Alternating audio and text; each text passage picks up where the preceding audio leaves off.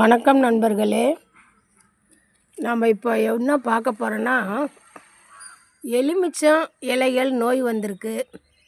அதுக்கு என்ன செய்யலாம்? நோய் மீன்ஸ் பூச்சி விழுந்திருக்கு, சரிங்களா? எலுமிச்சம் வீட்டில் வளர்க்குறோம்ல, அதுக்கு நோய் வந்திருக்கு. அதுக்கு என்னென்ன செய்யலான்னு பார்க்கணும். இங்கே பாருங்கள், இது ஒரு மாதத்துக்கு முன்னே தான் நம்ம கிரீன் நெட்டும்போது இதை சின்ன பாத்திரத்துலேருந்து பெரிய பாத்திரம் ட்ரம்முக்கு மாற்றினேன். இது எலுமிச்சங்கன்று. கீழே பாருங்கள், வெள்ளை வெள்ளையாக இருக்கா? இலை நல்லா தெரியுது பாருங்கள், டிஃப்ரெண்ட்டு ஒயிட்டாக. மேலே எப்படி இருக்கு பாருங்கள், பசுமையாக இருக்காங்க, சரிங்களா? இந்த எலுமிச்சம் இலையில் உள்ள நோய்கள் இந்த மாதிரி வெள்ளைப்படுறது, அப்புறம் அப்படியே ஒரு மாதிரி எல்லோ கலரில் சின்ன சின்ன கலராக வரும். அந்த மாதிரி வந்தால் நம்ம எப்படி பராமரிக்கிறது அப்படின்னு இன்றைக்கி பார்க்க போகிறோம். இது எலுமிச்சங்கன்றுக்குன்னு மட்டும் இல்லை, மாமரம், என்ன மரமாக இருந்தாலும், வாட்டர் ஆப்பிள் எதுவாக இருந்தாலும் இது நமக்கு பெஸ்ட்டு. வீட்டில் தோட்டப்பயிராக இருந்தாலும் இது பெஸ்ட்டு, சரிங்களா? இதே பாருங்க, இது காதி சோப்புமா. இது காதி சோப்பு எங்கே கிடைக்குன்னா, மளிகை கடையில் கிடைக்காது. கோஆப்ரேட்டிவ் சொசைட்டின்னு இருக்கும் பாருங்கள், காதி துணி விற்பாங்க. நம்ம காந்தி பயன்படுத்தின காதி துணி விற்பாங்கள்ல, அவங்கள்ட்ட தான் இது இருக்கும். அவங்கள்ட்ட 90 ரூபாயிலேருந்து இருக்குமா. நீங்கள் சின்னதாக கேட்டு வாங்கணும் காதி சோப்பு. வேப்ப எண்ணெய் எல்லா கடையிலையும் கிடைக்குமா, எல்லா மளிகை கடையிலையும் இருக்கும். 100 பாக்கெட்டு 10 ரூபா, 10-50 தான். அதை வாங்கிக்கிங்க. ஒரு பக்கெட்டில் தண்ணி எடுத்துங்க, ஒரு மக்கு தண்ணி எடுத்துகிட்டு இந்த காதி சோப்பையும் அந்த வேப்பெண்ணெய் போட்டு நல்லா கையால் நல்லா கலக்கணும். கலக்கிட்டு காதி சோப்பை எடுத்து எட்ட வச்சுட்டு அதில் 4 பங்கு 5 பங்கு 6 பங்கு கூட தண்ணி கலந்து நம்ம ஸ்ப்ரே பண்ண வேண்டியதான். ஸ்ப்ரே பண்ணுறதை இதை காட்டுறேன். இதே பாருங்கம்மா, இதுதான் ஸ்ப்ரே பண்ணுறது. இங்கே எங்கேயும் கடைகளில் கிடைக்காது. அமேசான், மீஷோவில் தான் இருக்குது. இது 1 லிட்டர் 1.5 லிட்டர் 280மா, 280. இதை வச்சு ப்ரெஸ் பண்ணணும். இதெல்லாம் நான் வாங்கணுமா, இதெல்லாம் என்னால் வாங்க முடியாது, நோ ப்ராப்ளம். இதில் அடிச்சிங்கன்னா ரொம்ப ஃபோர்ஸாக போய் அந்த இலைகளில் வேலை செய்யும். இல்லைன்னா நீங்கள் கையாலே தெளிங்க. 1 செடி 2 செடி இருக்கவங்களாம் எல்லாம் வாங்க முடியாது. இதுக்கு செலவு பண்ணுறத இன்னொரு எலுமிச்சங்கன்னே வாங்கி வச்சுருவாங்க அவங்க. அதனால் கையாலே தெளிங்க. இப்படி தாம்மா மரத்தில் உள்ளதாக இருந்தாலும், செம்பருத்தி, கத்திரி, வெண்டை, இதெல்லாம் பூச்சி நிறைய வெள்ளைப்பூச்சி தாக்கம் இருக்கும். அதுக்கும் இப்படி தான் செய்யணும், சரிங்களா? தோட்டத்தை பொறுத்த அளவுக்கு எல்லாமே ஒரே மருந்து தான். மரம் தனி, செடி தனி இல்லை, சரிங்களா? இங்கே பாருங்கள் எப்படி வந்திருக்கு பாருங்கள். அப்புறம் ஃபஸ்ட்டு நீங்கள் செடி வச்சுருக்கீங்களா, அது பூமியில் இருக்கா, மாடியில் இருக்கா, அதுக்கு போதுமான சத்து இருக்கான்னு பார்க்கணுமா.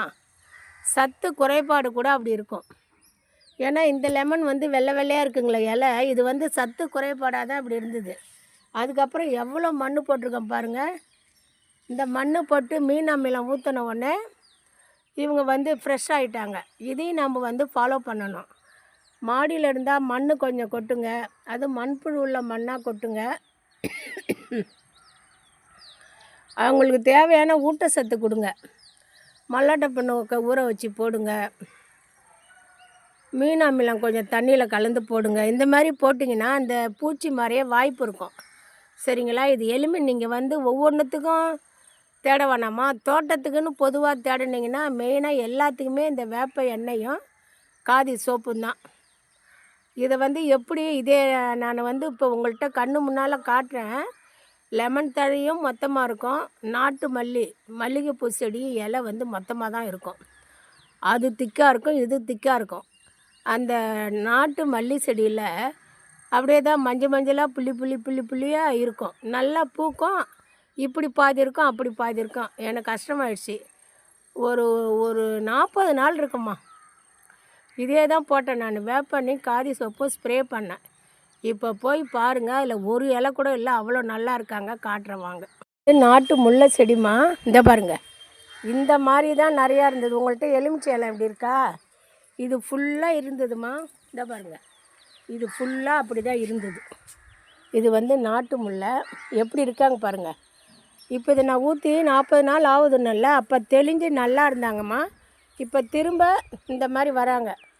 உங்கள்கிட்ட சொன்னால் வேப்ப எண்ணெய் காதி சோப்பு எவ்வளோ ஃப்ரெஷ்ஷாக கிளம்புறாங்க பாருங்கள். வேப்ப எண்ணெய் காதி சோப்பு இப்போ இதுக்கும் நானும் பயன்படுத்துவேன். நம்ம தோட்டம் வச்சுக்கிறவங்க வெள்ளைப்பூச்சி உழலை 20 நாளைக்கு ஒரு தடவை 1 மாதத்துக்கு ஒரு தடவை நான் இந்த கத்திரி செம்பருத்திலாம் அப்ளை பண்ணிடலான்னு இருக்கேம்மா. ஏன் நம்ம அதை வந்து போட்டுக்கிட்டு அதை இது பண்ணிக்கிட்டு வர்றதுக்கு முன்னே வருமுன்னு காப்போமே, அந்த மாதிரி செய்யலான் இருக்கேம்மா. என்னம்மா திருச்சியில் 150 ரூபாய்க்கு வாங்கினேன். இங்கே பாருங்கள் எப்படி வந்திருக்காங்க பாருங்கள். இது வந்து காக்கா எச்சம்மா. நான் வாங்கும்போது 3 பிரான்ச்சு தான். இதெல்லாம் வந்து காக்கா எச்சண்டா, சரிங்களா? அதனால் நீங்கள் தாராளமாக காதி சோப்பும் வேப்பெண்ணையும் நல்லா கலக்கி விட்டு நிறைய தண்ணி கலக்கணும். பூச்சி நிறையா இருக்குதுன்னு தண்ணி கலக்காத போட்டுட்டிங்கன்னா செடி போயிட்டு வரேன்னு போயிடுவாங்க. நம்ம வளர்த்ததுக்கு புண்ணியம் இருக்காது. நல்லா மனசில் வச்சிங்க. 4 பங்கு 5 பங்கு தண்ணி நீங்கள் எவ்வளோ வேப்பெண்ணையும் காதி சோப்பும் கலந்து எடுக்கிறீங்களோ அந்த அளவுக்கு 5ங்கிறது 6 கூட கலந்துங்க, ஸ்ப்ரே பண்ணுங்கள், படிப்படியாக போயிடுவாங்க. தேங்க்யூம்மா. சப்ஸ்கிரைப் பண்ணுங்கள், கமெண்ட் பண்ணுங்கள். நான் அம்மு தோட்டம் சேனல் எல்லா செடியும் பழ வகையாக இருந்தாலும் செடி வகையாக இருந்தாலும் வச்சு உங்களுக்கு டெமோ போட்டிருக்கேன். ஃபாலோ பண்ணுங்கம்மா. தேங்க்யூ.